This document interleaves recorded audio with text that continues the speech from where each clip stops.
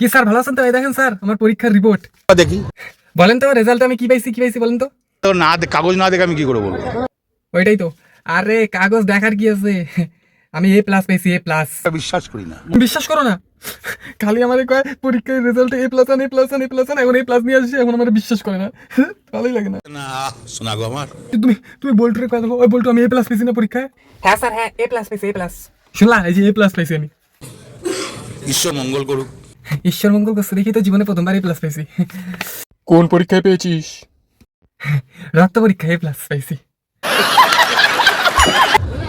সুটিয়ে লাল করে দেবো, নোংরা আমি বার করে দেবো।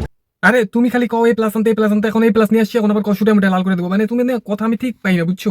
আমি অনুব্রত মন্ডল, আমার চেয়ে ভয়ঙ্কর কেউ হবে না। ভয়ঙ্কর মানে দেখো রেজাল্ট এ প্লাস আনছি। নাম যদি ভেবে নেয় আমার চেয়ে ভয়ঙ্কর কেউ হবে না।